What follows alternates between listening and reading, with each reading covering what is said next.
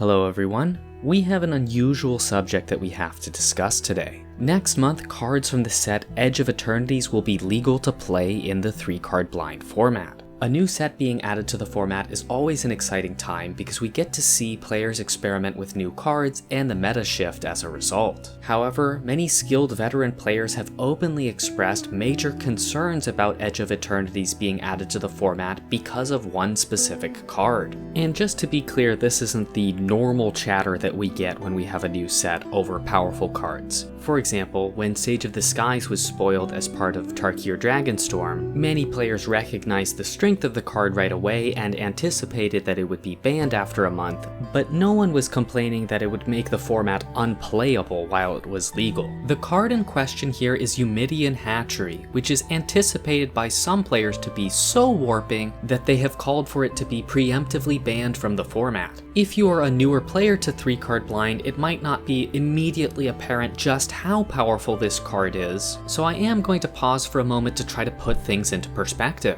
There are a number of different ways to try to leverage this card in the 3-card blind format, but the two most readily apparent decks that you could use this in would be Eumidian Hatchery, Mox Jet, and Smallpox, and Eumidian Hatchery, Spectre's Shriek, and Zuran Orb. Both of these decks have the potential to be highly disruptive as early as the first turn of the game, while packing a difficult to interact with threat that can scale with time invested into it. In the context of these decks, Eumidian Hatchery begins to look like some kind of cross between Chronomaton and Bitter Blossom, all while being able to hide inside of your mana source. So at this point you should at least be able to see that the card is extremely powerful and has some characteristics in common with cards that are currently banned. That being said, without going through a robust series of matchups, it is difficult to explain why some players may expect that this card could result in the least diverse meta that we've seen in years. The purpose of this video will be to address the players calling for this card to be preemptively banned, discuss the concept of preemptive bans in the context of 3-card blind generally, and help players who are less deeply involved in the culture of 3-card blind prepare for what to expect inside a completely lopsided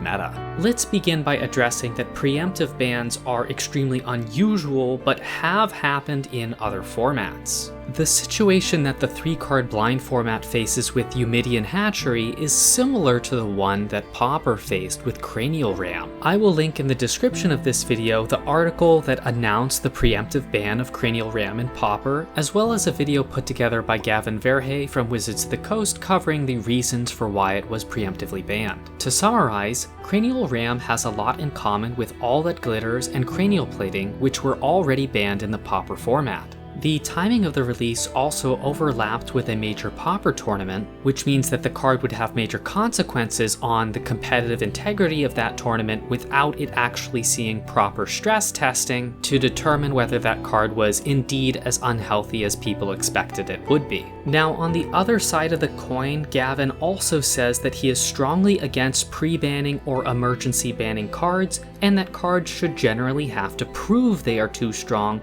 and it's not a great practice to ban cards before people can even play with them. Similarly, he suggests that pre-banning a card can set up dangerous expectations, and once a card has been pre-banned, it opens up every card in future releases to scrutiny for whether those deserve to be pre-banned as well, all while not having clear criteria for what constitutes a card deserving of a pre-ban versus a card that we expect to ban in roughly a month's time, but deserves to see the light of day at least for a little bit. We also need to consider here that 3-card blind is so fundamentally different from other ways Magic is played that logic that holds true for other formats doesn't necessarily hold true for 3-card blind. So with that in mind, I think we have to look at this situation without relying on any precedents set by other formats. First, I want to acknowledge that there are real risks to not preemptively banning a card like Eumidian Hatchery. A meta that is overwhelmingly defined by a single card is naturally going to be less diverse. And one of the reasons that that matters is that diversity is what separates 3-card blind from a game like Rock, Paper, Scissors. I also want to highlight the value of continuity of play across months. I think generally it is a benefit, especially to less entrenched players, that playing 1 month of 3-card blind does a decent job of preparing you and educating you for what the next month will look like. A card like Eumidian Hatchery potentially completely invalidates everything a newer player has learned about the format in the first couple of months they've played, because it is positioned to invalidate a huge number of strategies that simply can't compete against it. Now let's briefly consider the possible upsides of entertaining a wildly unhealthy meta for a single month. This will be extremely far from a normal 3-card blind experience. Because 3-card blind is an activity enjoyed asynchronously and it lacks traditional gameplay, I believe that as long as they're happening infrequently, unhealthy and bombastic metas like the one Eumidian Hatchery will bring create highlights that make 3-card blind exciting to talk about, both with other people who enjoy 3-card blind as well as people who are completely naive to 3-card blind. Although it's something we don't want happening all the time, having the occasional meta where a single card stands head and shoulders above others can create an interesting puzzle for players to solve, where they can consider possible weaknesses of that card that they can expose, or consider ways to further abuse the card in ways other people haven't considered yet. I don't want to spend too much time on it, but I also have major concerns on the implications of preemptive bans from a practical perspective and managing the 3-card blind format overall. Currently, if a super overpowered card is released into the 3-card blind format, it isn't anyone's fault. As soon as we preemptively ban a card, it introduces a new kind of responsibility for either myself or the community members who might vote on a preemptive ban to attempt to maintain the format's health in an absence of quality evidence that might support whether a card is actually broken or not. Now, we do have members of the community who have put hundreds and hundreds of hours into solving the matchups for countless deck combinations in such a way that they do have pretty compelling evidence about which cards are strong and which ones aren't, well in advance of those cards actually being played in the main event. However, putting the burden of game balance on those players wouldn't be fair to them, because their hundreds of hours that they are putting into studying the meta ought to be rewarded with competitive advantage, as opposed to a burden of responsibility to maintain the format for other players. There are some folks within this subsection of players who have put in the hours who are willing to surface balance concerns well in advance, but part of what makes the format enjoyable is allowing other players who haven't quite caught up yet to discover the meta as things progress naturally. There have been many occasions where top players have surfaced cards they believe need to be banned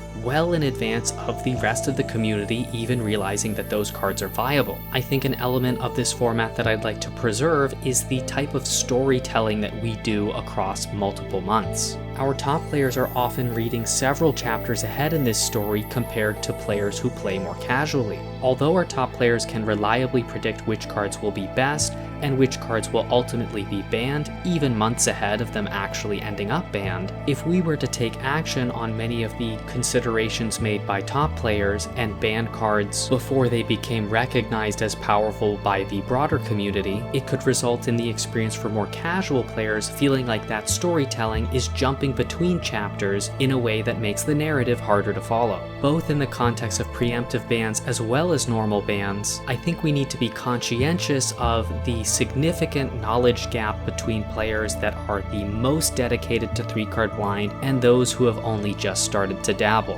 When we are looking at cards to ban, I want to be able to make concrete statements about how well a card performed and how popular it was, rather than make references like these particular trusted community members who have a giant spreadsheet of decks indicated that this card will be a overperformer. Overall though, I think one of the major drivers for the final decision here is simply that Eumidian Hatchery and the chaotic meta that it is going to generate will be temporary, and regardless of whether you enjoy it or hate it, it's going to be over very quickly. I think there are many legitimate reasons to consider preemptive bans as part of the 3-card blind format, and preemptively banning Eumidian Hatchery specifically, but the Pandora's box of preemptive bans is a dangerous one to open, and I know that there are many players who are excited to see the chaos that Eumidian Hatchery brings with it. So whether you love it or hate it, Eumidian Hatchery will be legal next month alongside all other Edge of Eternity's cards. There will still be a normal ban list update at the end of this month, so be on the lookout for that. And until then, thanks for watching everyone, and see you soon.